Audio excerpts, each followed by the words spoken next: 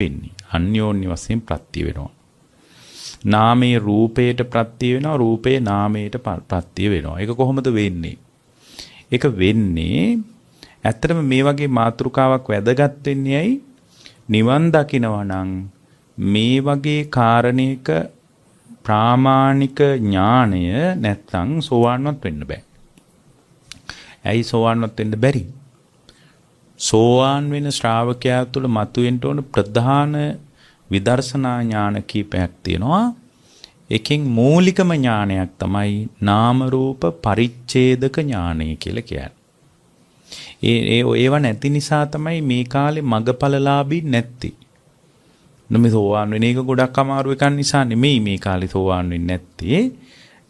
මේ ඥාන දර්ශනය මතුවෙන්නේ නැහැ.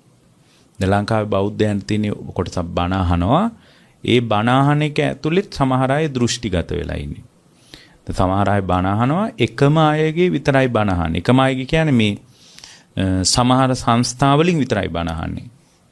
මට එක මහත්තයෙක් කිව්වා ඒ මහත්තයා සම්බන්ධ එක්තරා මේ WhatsApp එකේ group එකක් තියෙනවා. ඒකට මේ ඒගොල්ලෝ එක්තරා සංස්ථාවකට වඩාත් කැමැත්තෙන් ඉන්නවා. ඒ සංස්ථාවට අයිති හාමුදුරුවන්ගේ විතරයි ඒකේ බණ ෂෙයා කරන්නේ. බැරි වෙලා හරි වෙන කෙනෙක්ගේ බණක් දැම්මොත් එහෙම ඒගොල්ලෝ තුල මහා බරපතල ගැටුමක් ඇති වෙනවා කියලා.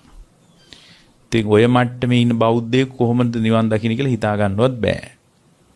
ඒතකොට දේශනාව අහන එක ඇතුලේ දික්ටිගත වීමක් තියෙන්නේ, දෘෂ්ටිගත වෙලා. ඒතකොට මේ බුදුරජාණන් වහන්සේගේ ශ්‍රාවකයා ඒ වගේ බොහොම දුර්වල තැනක නැවතුනොත් නම් මොකුත්ම කරගන්න බෑ. දැන් මේකේ දැන් මේ කාරණා තුනක් තියෙනවා මේ මාතෘකාවේ.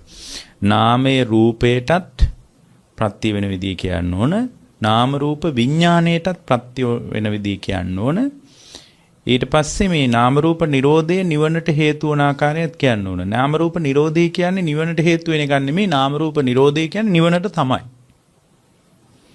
නාම රූප නිරෝධය කියන්නේ නිවනට හේතු වෙන එකක් නෙමෙයි. නාම රූප නිරෝධය කියන්නේ අමා නිවනටමයි. ඒකයි. එතකොට දැන් මේ නාමය කියන එකයි රූපය නාමයේ රූපයට ප්‍රත්‍ය මේ අන්‍යෝන්‍ය ලෙස ප්‍රත්‍ය වෙන්නේ කොහොමද?